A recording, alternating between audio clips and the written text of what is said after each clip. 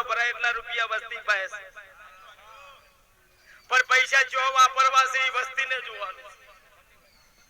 તમે મોઢવો બોધ્યો હોય અને દીકરી દીકરાના વિવાહ હોય, ગુલાબ જાંબુ બનાવો કે જલેબી બનાવો કે 18મી ના ભાત બનાવો, એ તો તમારા વેવાઈને બતાવો.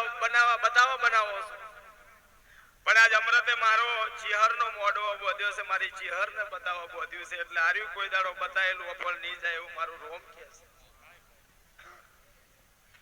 લે પછી ભાઈ તમને માતા આવે ને મને માતા આવે ને આ બેહનારાને માતા આવે, કોકને ચેહર આવે, કોકને શિકોતર આવે, કોકને મેલડી આવે, કોકને ઝાપડી આવે, કોકને સધી આવે, કોકને ગોગો આવે. પણ આદુ અદાદીથી ભુવા ધૂણે છે, ભક્તો ધૂણે છે, તમારા વડવાઈ ધૂણતા આયા છે ને અમે ધૂણો છે ને તમે ધૂણ્યા છે. કોઈ સરસ્વતી ધૂણવાનું આવે, કોઈ લક્ષ્મી ધૂણવાનું આવે, કોઈ અન્નપૂર્ણા ધૂણવાનું આવે. તણ લીલાભાઈ ધૂણવા લાવી હોય ને તો થરાની બજારમાં કેડ બોધીને મજૂરી કરવી પડે. લક્ષ્મી ધીરુભાઈ અંબાણીના છોકરાને ધૂણવા આવી, અને સરસ્વતી આપણા પોલીસ સ્ટેશનમાં સાહેબ રહીએ ને ધૂણવા આવી. અને અન્નપૂર્ણા લાભી કોઈ દાડો બાજુથી વાટકી ભરીને ઉસીની ખોડ ના લાવવી પડે તો એ અન્નપૂર્ણા અહીંયા ધૂણવા આવેલી. અને આ તણે ધૂણવી હોય તો તમારે મજૂરી કરવી પડે.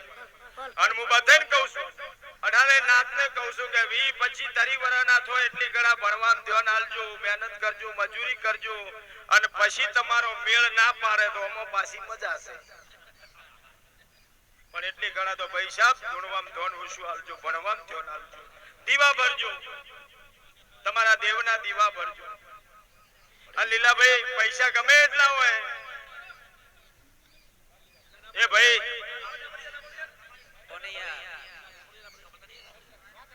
બખોડો થાય છે. તમને તો ખબર પડે કે ના પડે? લાઈવ તમારું બગડી જાય એના કરતા નાસ્તાની રિસેસ પાડો. એ ભાઈ સભા વાળું લીલાભાઈ